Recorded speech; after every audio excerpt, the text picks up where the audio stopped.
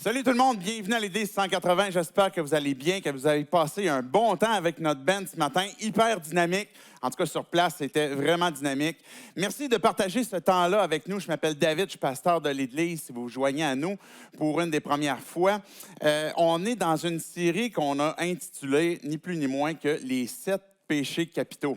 Ce n'est pas un sujet hyper populaire quand on parle de péché, mais l'objectif, ce n'est pas de voir comment est-ce qu'on est coupable et comment est-ce qu'on doit se morfondre dans cette culpabilité-là, mais que comment est-ce que finalement on peut avoir une solution au péché. Comment est-ce qu'on peut surmonter ces péchés que Thomas d'Aquin, qui a répertorié ces 7 péchés-là, considérait comme étant mortels. Je vais prendre un temps pour tout simplement prier pour que Dieu puisse diriger la lecture, le temps qu'on a ensemble ce matin. Et puis après ça, on va regarder le 4e péché qu'on a à voir ce matin. Dieu, je veux te dire merci pour ce temps qu'on peut avoir, pour ce texte qu'on peut lire, qu'on va avoir de Jésus. Je te prie que pour chacun d'entre nous, que tu puisses nous parler à nos cœurs, que tu puisses m'utiliser pour que Jésus, tu sois celui qui est le premier, celui qui est présenté et qui va pouvoir apporter justement la vie à nos âmes. Et c'est en ton nom, Jésus compris. Amen. Donc, déjà pour commencer, je veux vous faire une citation de Jésus dans le texte de Matthieu 5. Ça va être les versets 27 à 30. Ça va être notre texte de base de ce matin. Jésus il dit, « Vous avez appris qu'on a dit à nos ancêtres, ne commettez pas d'adultère. Mais moi, je vous dis, celui qui regarde la femme d'un autre avec envie, celui-là, dans son cœur, a déjà couché avec cette femme. Alors, si ton œil droit te fait tomber dans le péché, arrache-le et jette-le loin de toi. Pour toi, il vaut mieux perdre une seule partie de ton corps.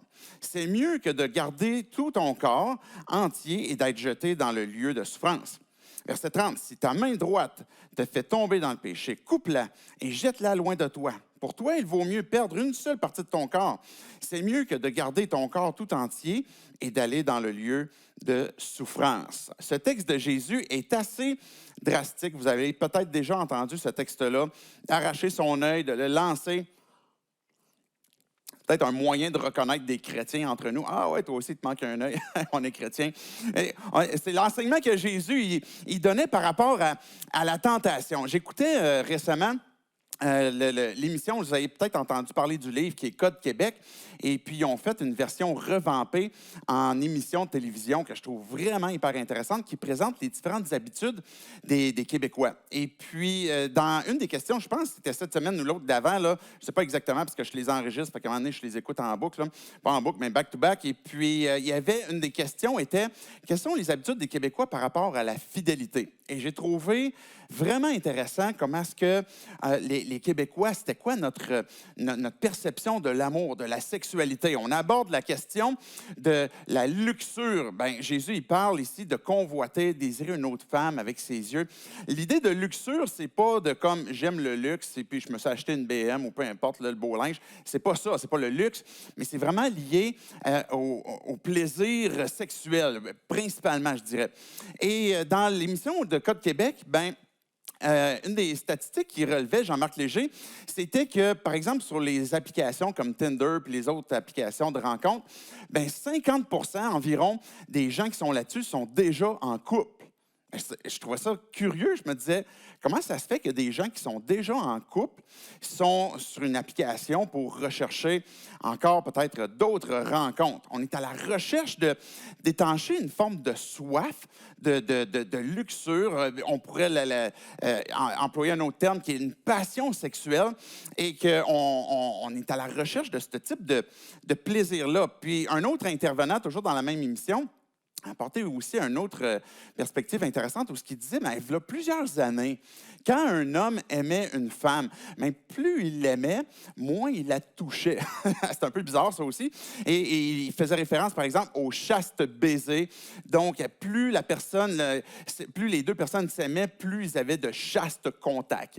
Donc, pas de sexualité. Et il faisait l'inverse en disant, bien, aujourd'hui, dans notre société, c'est le contraire. C'est que si, par exemple, la sexualité est vraiment émancipée et puis les plaisirs sont vraiment grands, à ce moment-là, le couple va, ou ceux qui ont le sexe ensemble, vont peut-être considérer être en couple éventuellement. Donc, c'est complètement une autre approche que l'on a aujourd'hui dans notre société. Puis peut-être que vous vous joignez à nous pour une des premières fois, la première fois, puis vous dites comme, oh non, tu sais, comme l'Église qui parle de sexe, qu'est-ce qu'elle a à dire là-dessus? Qu'est-ce que la Bible vraiment a à dire sur la luxure, la sexualité? Évidemment, peut-être que tu te dis, bien évidemment, c'est sûr qu'elle va être contre et puis on va comme juste comme fast-forwarder tout le discours parce que ça va arriver à la conclusion comme quoi que touche pas à ça. Faut pas que tu touches à la sexualité, sinon tu vas le brûler en enfer. Bien, ça peut peut-être être ta perception. Peut-être même comme croyant, tu te dis aussi, ben, tu sais, pourquoi que je croirais la Bible, dans le fond, tu sais, je lis la Bible, puis elle me dit, comme là, on vient de lire Jésus, si ton œil, tu sais, désire quelque chose, ta main, tu sais, puis comme tu es aussi bien de l'arracher, de couper, que de te laisser aller à certains plaisirs. Puis là, tu te dis, ben comment je peux croire ça quand que les plaisirs de la chair, les plaisirs sexuels, ils brûlent dans mes veines? Je ne peux pas comme freiner ça, je ne peux pas comme juste faire semblant que ça n'existe pas. Et ça peut faire partie des objections que tu as ou ce que tu te dis, ben pourquoi est-ce que l'Église, pourquoi est-ce que la Bible m'enseignerait ou me donnerait son avis? Peut-être même une autre des objections serait que l'Église a été tellement hypocrite avec la sexualité, par rapport même à la luxure, par rapport même au plaisir sexuel. On va dire, par exemple, dans plusieurs années, comme, OK, tu fais la sexualité juste comme pour faire des bébés, assure-toi de ne pas avoir de plaisir, parce que là, ça va être mal. Et puis là, l'Église semblait avoir un discours que, il ne faut pas que tu touches à ça, il ne faut pas que tu consommes ça du tout. Puis à l'inverse, on entend continuellement les scandales de l'Église catholique, comme même l'Église évangélique ou protestante. Il y en a de tous les côtés qu'il y a ce type de scandale où il y a eu des abus, et jusqu'à récemment, où même il y en a un gros scandale qui ressort, même à travers le monde, de par un homme qui défendait la foi et puis qui finalement, on découvre aujourd'hui, qui est pris dans un scandale sexuel. L'Église, peut-être que tu vas te dire, ben, elle n'a rien à me dire là-dessus, elle a tellement été hypocrite. De quoi est-ce que j'ai besoin d'être enseigné? On a vu, on a entendu comment est-ce que, dans le fond, le fruit défendu, ça devait être justement la sexualité. Comment est-ce que la Vierge Marie, jamais qu'il aurait fallu qu'elle ait de rapport sexuel. Comment est-ce que les curés doivent rester tous célibataires. En passant, je ne suis pas célibataire, si vous ne me connaissez pas, je suis marié, j'ai 4 enfants. Donc, vous pouvez comprendre qu'à travers ça, j'ai fait ce qu'il fallait pour avoir des enfants. On parle de la contraception. Et là, on se dit, ben, tu sais, l'Église n'a rien à me dire là-dessus. Et la Bible non plus. Et puis, tu te dis peut-être, ben, pour moi, j'ai de la difficulté à laisser aller peut-être ma foi ou même peut-être mon parcours de découverte de Dieu. Parce que si je découvre Dieu, si je me mets à vouloir croire en lui, ça va impliquer que je vais devoir juste renoncer à certains plaisirs qui, pour moi, sont comme, c'est impensable que j'abandonne ça. On pourrait avoir différents points de vue de la sexualité. Je veux juste vous donner une citation de Pierre. Pierre, qui était un apôtre, qui a marché avec Jésus, qui a entendu le sermon sur la montagne de Jésus, on va le commenter tantôt. Et Pierre, il va dire dans son épître, au chapitre 2, je vais juste lire le verset 11.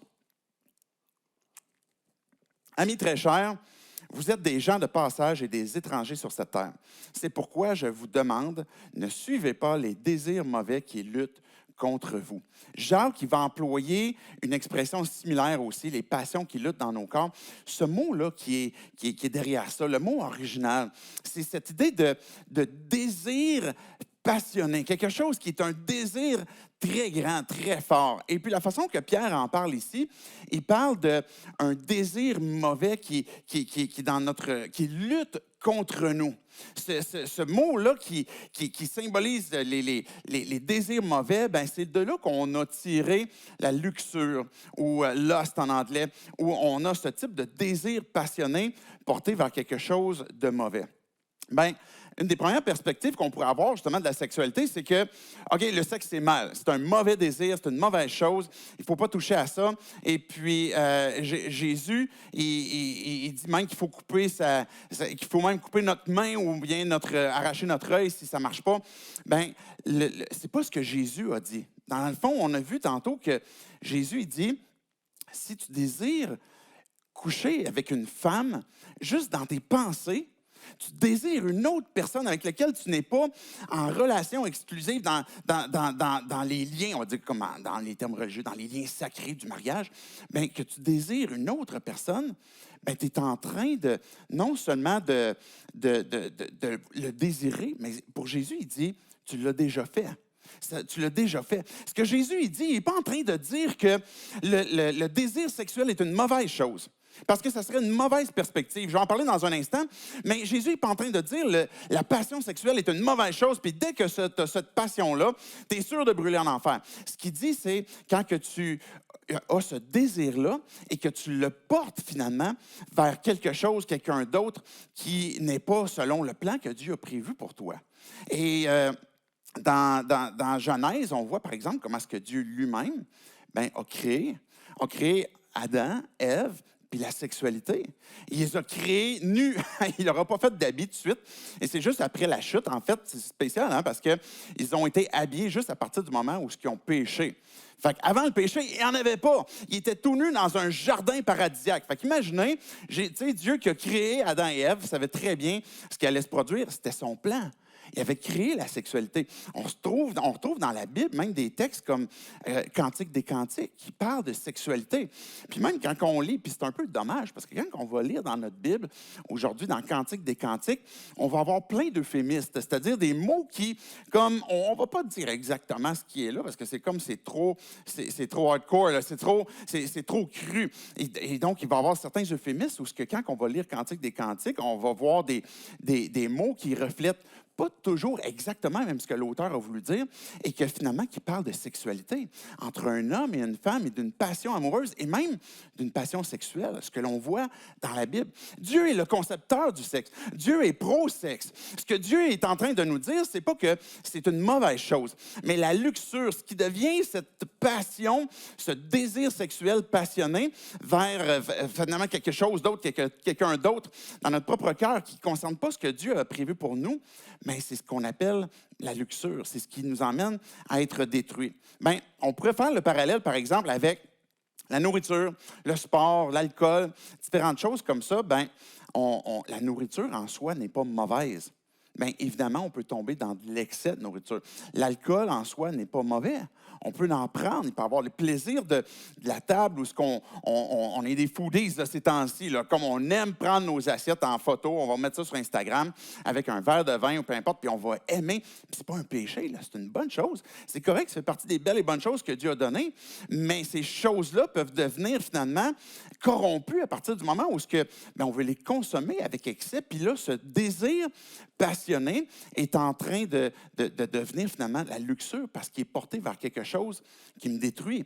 Comme le sport peut être une bonne chose, mais je peux finalement me détruire aussi à travers le sport. On pourrait penser que le sexe n'est qu'un appétit. Peut-être que tu te dis, OK, moi, je ne suis pas au point de croire en Dieu, et puis moi, je suis convaincu que la sexualité, c'est juste un appétit biologique, ni plus ni moins, et qu'il faut juste comme assouvir. Bien, ça pourrait engendrer certains problèmes. Parce que si on enlève toute morale de la sexualité, on va voir rapidement que ça dérape. On va voir même, on voit à travers notre monde comment est-ce que certains pays où il semble y avoir très peu de contrôle moral sur la société, puis comment est-ce qu'il y a des abus sexuels qui se produisent, comment est-ce qu'il y a des abus sur des personnes mineures, comment est-ce qu'il y a un trafic sexuel. Et tout cela est lié tout simplement parce qu'on pourrait dire, bien, la sexualité sans morale est une belle et bonne chose. Et puis, bien, on voit comment est-ce que finalement ça conduit à nous détruire. Ça conduit parce que ça nous brûle nous-mêmes. On pourrait penser que le sexe, c'est ce qui va nous permettre de devenir quelqu'un. Le sexe, ça va peut-être être ce qui va me permettre d'être aimé, d'être apprécié. Le sexe va être ce qui me permet de trouver peut-être une certaine sécurité quand que je suis enlacé. Ou ça va me permettre d'avoir un certain soulagement de ma souffrance. Ça me permet de me récompenser de différentes choses. Et puis, on pourrait penser comme quoi que le sexe, c'est un peu notre Dieu. Parce que ça va m'aider à définir mon identité. Ça va m'aider à me sécuriser, à trouver mon confort, à savoir que je suis aimé. Et ça nous emmène aussi dans cette perspective-là, comme quoi que ben mon corps est peut-être juste une commodité pour servir ce à quoi j'aspire. Et ça va nous détruire parce que notre personnalité n'est pas uniquement un corps. Il y a aussi une âme, tu as aussi un esprit, il y a aussi dans tout ton être, pas juste ton corps qui est sollicité puis qui est impliqué, mais tu aussi tout ton intellect, mais aussi l'aspect émotif et spirituel. Et on ne peut pas comme ça distinguer, comme juste couper au couteau, dire, bon, OK, il y a l'aspect sexuel qui est uniquement physique, et puis l'aspect émotionnel, psychologique, spirituel, qui est juste comme un autre aspect qui est immatériel. Les deux sont intimement liés. Et quand on fait de la sexualité notre idole, ben on est en train finalement de servir un autre Dieu qui ne recherche peut-être pas nécessairement notre bien. Jésus nous disait que dans le fond, on a une âme, on a une dignité, on a une valeur, et puis que tout notre être est interrelié. La sexualité. Je parle de sexe parce qu'on parle de luxure, puis ce n'est pas uniquement limité au sexe, mais c'est principalement quand même dédié à ça. Mais je disais tantôt que c'est quelque chose que Dieu a créé. Dieu a créé l'amour.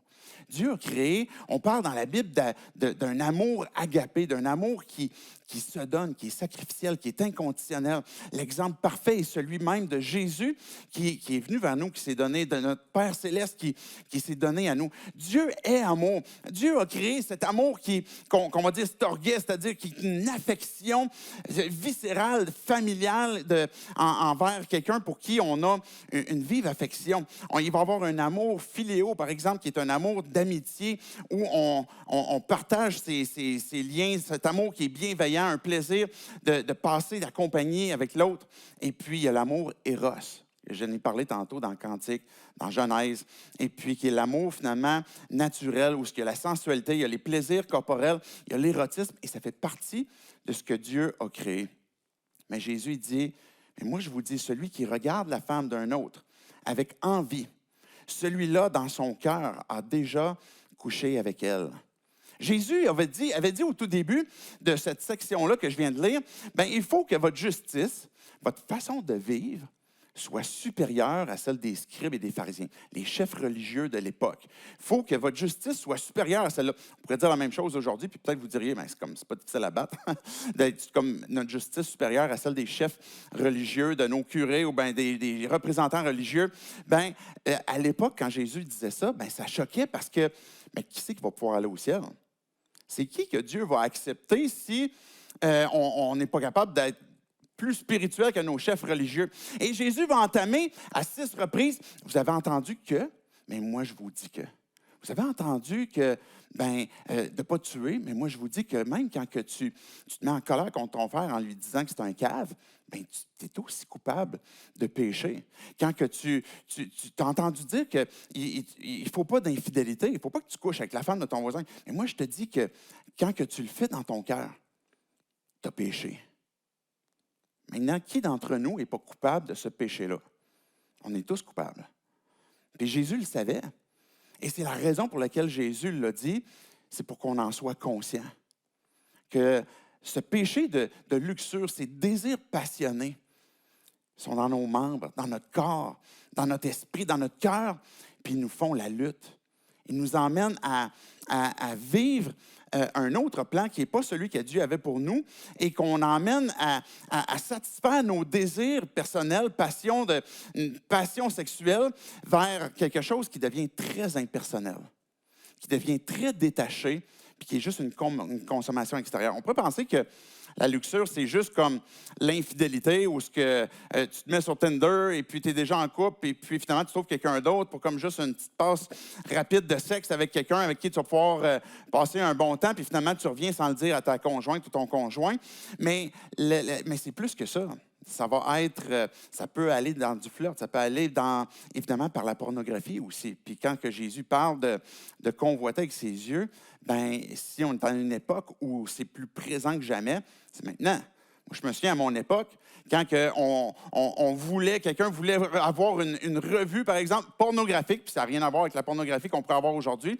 Tu vas te chercher un calendrier, je ne sais pas, et puis que c'était beaucoup plus compliqué. Aujourd'hui, c'est facilement accessible à tout le monde et à des enfants.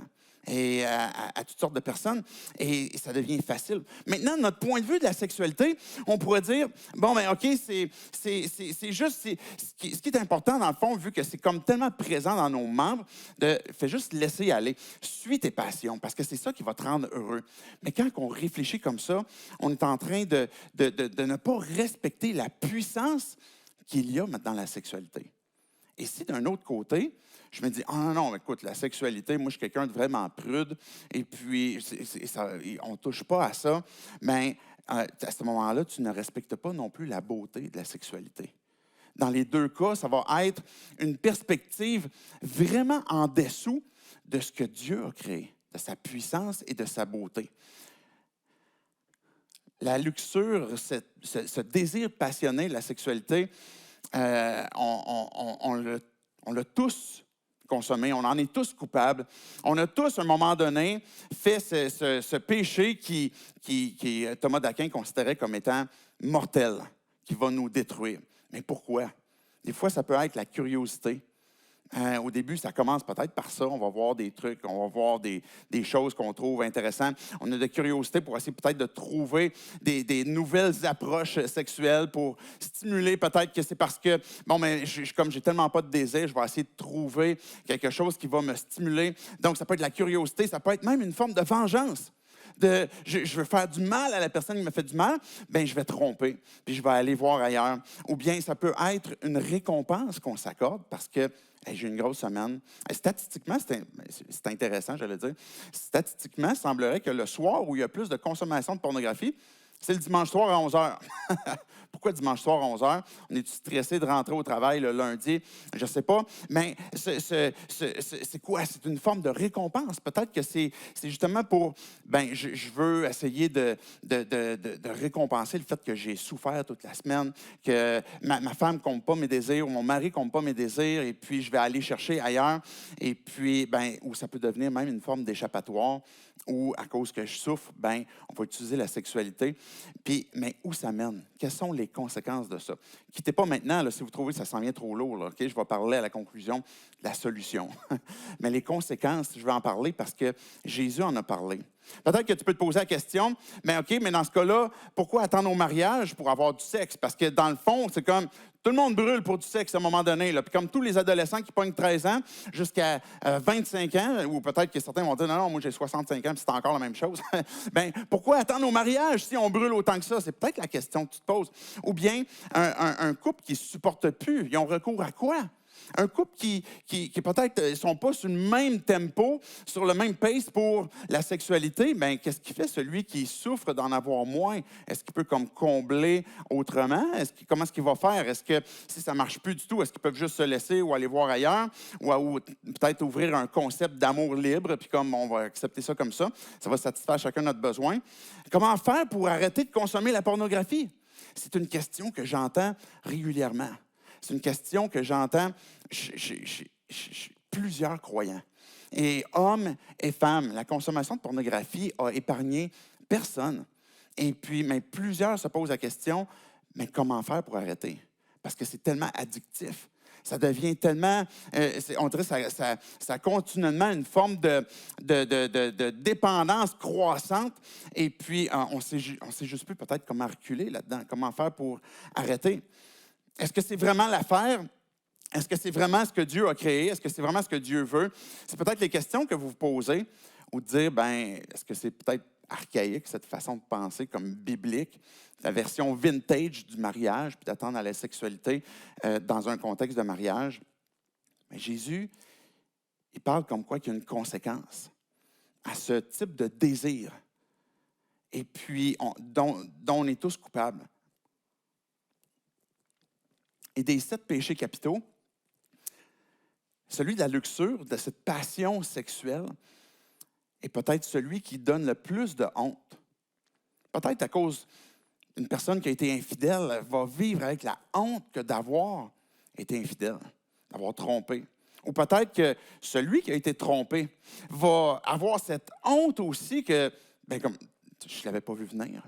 Puis ça détruit mon identité, ça détruit ma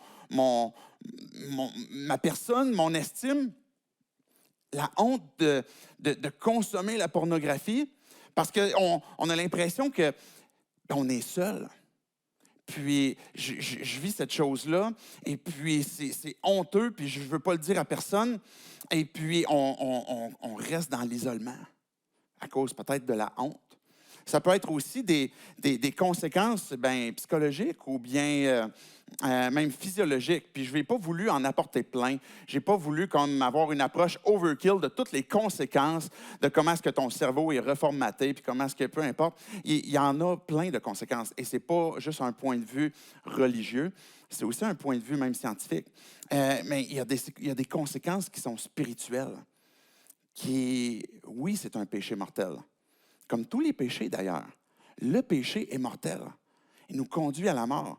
Et quand Jésus va dire, mieux vaut pour toi arracher ton œil, puis de pouvoir entrer au ciel avec un œil de moins que d'avoir tes deux yeux, puis finalement de finir, certaines traductions vont dire en enfer, dans le lieu de souffrance. Le mot que Jésus a employé, c'est la géhenne.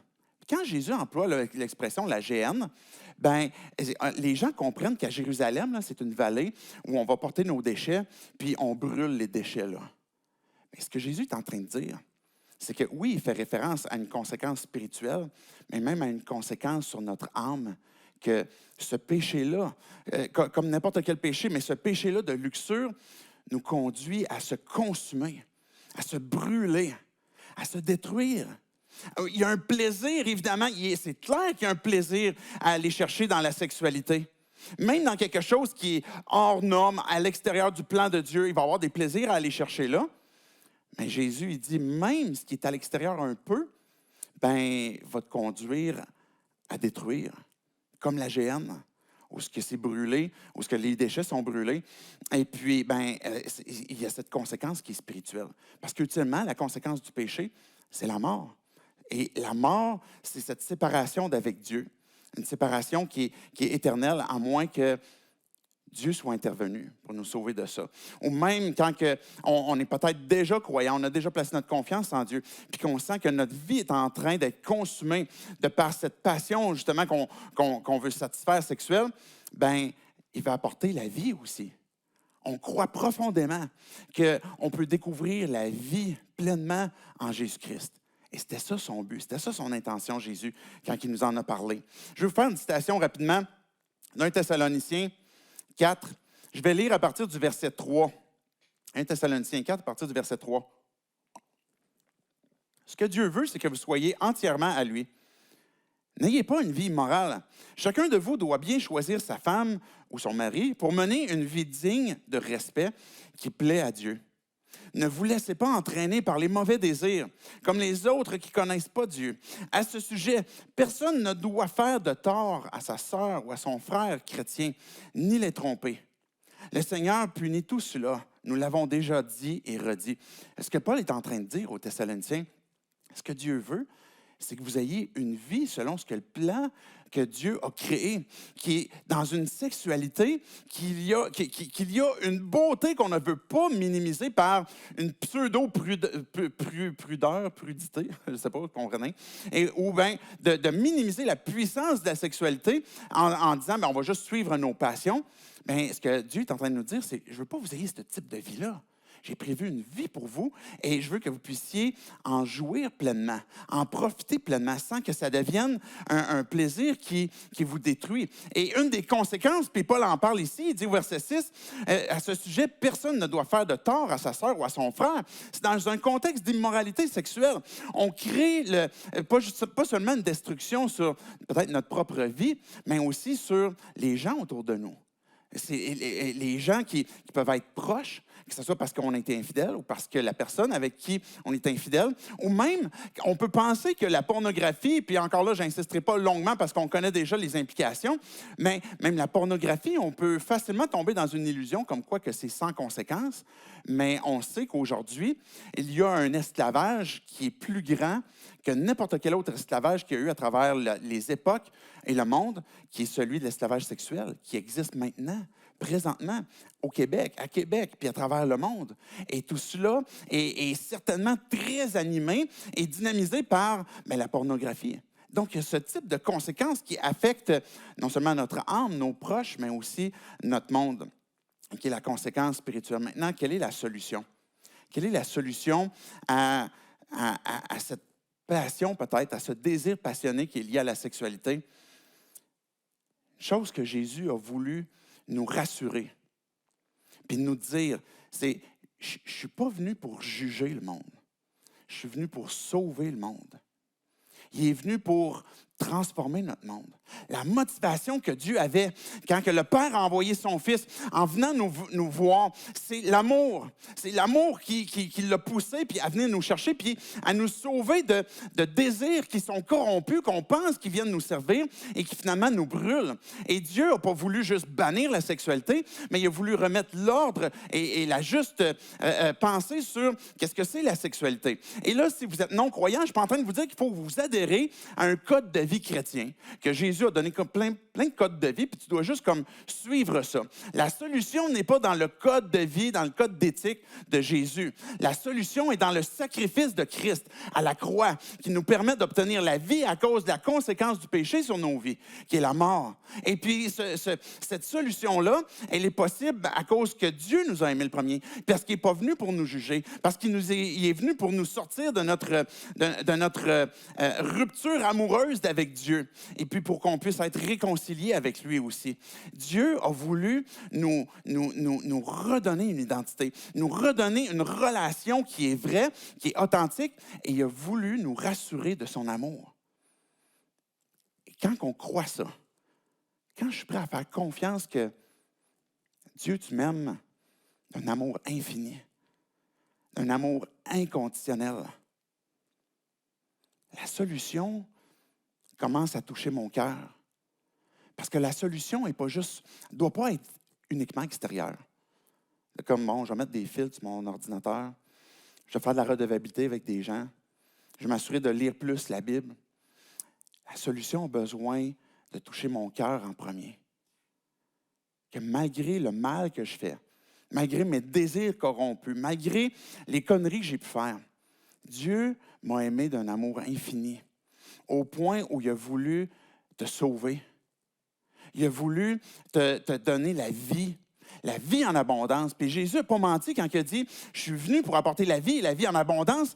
C'est pour nous amener à découvrir cette bonne nouvelle qui commence par notre propre cœur qui est corrompu et que lui a la capacité. Parce que nous, dans le fond, vous aviez raison si vous dites « Bien, cette passion-là est dans mes membres puis j'y arrive pas, je ne suis pas capable ». C'est vrai. C'est vrai, tu n'y arriveras pas. C'est vrai, tu ne seras pas capable. Maintenant, ce qui te reste à faire, c'est de lui soumettre ta volonté et lui dire, je ne suis pas capable, Dieu. J'ai besoin de ton aide. J'ai besoin de ton intervention. Et que si tu luttes vers ces désirs, tantôt on parlait de pornographie qui on ne sait pas toujours comment s'en sortir, puis qu'on veut des fois avoir surmonter justement ce péché-là, bien, quand on vient devant Dieu pour lui demander son aide, bien, on doit comprendre premièrement, c'est pourquoi que Dieu m'a aimé. C'est de quoi est-ce qu'il me sauve? De quoi est-ce que mon cœur a besoin d'être délivré? C'est à quoi est-ce qu'il m'appelle? C'est quelle est cette vie qu'il veut que je découvre maintenant en lui? Et ça commence comme ça. Ça doit commencer d'abord dans tes pensées parce que le champ de bataille est là. C'est ce que tu vas croire de Dieu. C'est ce que tu vas être prêt à accepter de lui puis de dire, bien Dieu, je veux te faire confiance. Mais il y a aussi dans la solution une décision qui doit se faire. Tu peux penser, bien comme... OK, quand je vais voir la femme, quand je vais voir une autre femme, un autre gars, comme ce que Jésus disait, je vais essayer de ne pas la désirer dans mon cœur. C'est une mauvaise idée. Parce que ça va... Moi, j'ai entendu bonne chance derrière moi. Bonne chance. Si tu essayes ça. Et puis, j'imagine qu'on a tous pensé à ça parce qu'on le sait que, écoute, la tentation est bien trop forte, bien trop grande. Ça va être facile de tomber selon ce que Jésus... Là où Jésus a mis la ligne, c'est sûr qu'on va tout le temps... On va toujours manquer. Et c'est la raison pour laquelle Jésus a exposé notre cœur, c'est pour nous amener à réaliser que j'ai besoin d'un sauveur. J'ai besoin que Dieu m'emmène à avoir la victoire sur même les tentations de mon cœur. Et que je veux lui soumettre ma volonté. Que je veux m'abreuver de lui. Je veux le découvrir. Pour savoir, comprendre, avoir confiance comme quoi que Dieu il m'aime. J'ai besoin de prendre ce qu'il me dit. serrer dans mon cœur. Peut-être les verbaliser, les communiquer en les chantant ou mais que ces vérités-là ont besoin que d'être présentes dans nos vies. On peut facilement tomber, puis moi le premier, dans toutes sortes de consommations de cellulaire, peu importe, TV, iPad, Netflix, et puis avant de prendre une minute avec Dieu. Bien, encore là, ce n'est pas une religion de comme, il faut que tu fasses comme 12 minutes et quart, en bas de ça, ça ne marche pas. Mais c'est où on va disposer notre cœur, où tu vas placer ton cœur. Et quand Jésus il dit, arrache ton œil et coupe ta main, c'est une hyperbole que Dieu t'emmène à qu'est-ce qu'il faut que tu sacrifies dans ta vie. Quand on veut faire tomber une idole, ça a besoin d'être radical. Il y a besoin d'avoir une décision qui est radicale. Que tu demandes l'aide à Dieu et que tu lui dises que tu veux arrêter de servir cette idole-là. Tu veux arrêter de sacrifier pour ton idole et que maintenant tu es prêt à perdre peut-être quelque chose de ta vie que tu considères qui t'anime, qui te donne une identité, puis de dire, mais Dieu, ça, là, je te l'abandonne. C'est à toi, je le donne. Mais pour faire tomber une idole, il faut sacrer un coup de pied dedans. Rien de moins. Puis c'est ce qu'on voit, par exemple, dans ces idoles de l'Ancien Testament, où on voit comme des statues, et l'idée d'idole est beaucoup plus présente dans notre cœur que juste une statue. Mais quand on renverse une idole, ça doit être une décision qui se prend. Et si ton œil pour toi est une occasion de chute, si ta main pour toi est une occasion de chute, quelle décision tu as besoin de prendre? Qui est peut-être radicale pour couper la tentation. Parce que tu ne pourras pas te battre avec. La tentation, fais juste lui donner du temps. Un peu de temps, puis elle va devenir une convoitise. Et déjà, parce que la tentation n'est pas péché. Tu peux arriver devant toi, quelque chose devant tes yeux qui va devenir une tentation, et là, le choix se décide. Mais donne du temps à la tentation et elle va devenir une convoitise. Et pour Jésus, c'est déjà la ligne est franchie. Fait que si tu agis mal, si tu as déjà, ou ce que tu dis, ben moi, ce que Jésus a dit, je sais que je suis là. Je sais que j'ai franchi la ligne. Mais repens-toi. Confesse-le, dis-le à Dieu. Dis-le à Dieu dans tes pensées, c'est avec quoi tu luttes. Dis-le à Dieu, c'est avec quoi que tu as de la difficulté de croire. Et puis, demande-lui d'intervenir, demande-lui de restaurer, demande-lui de se révéler à toi. Et fais-lui confiance.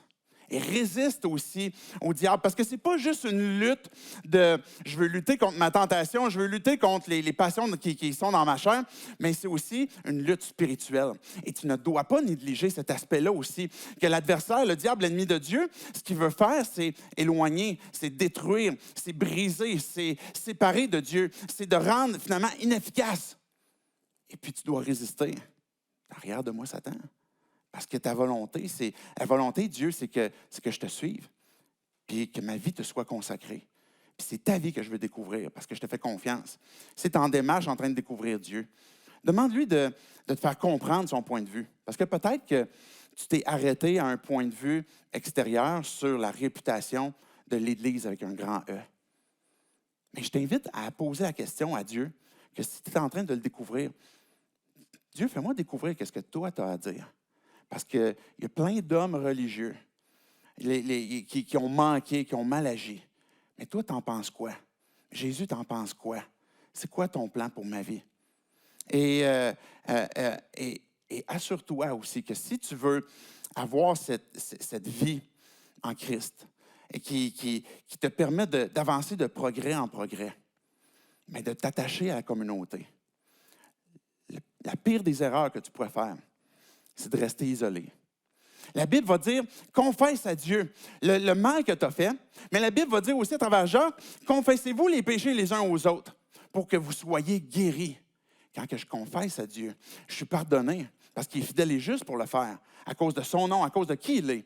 Mais quand que je demande de l'aide aux gens, puis que j'avoue ma faiblesse, puis j'avoue ma difficulté, puis j'avoue ma lutte, et je demande à la communauté, aux gens de m'aider pour me soutenir, bien, à ce moment-là, je suis en train de guérir.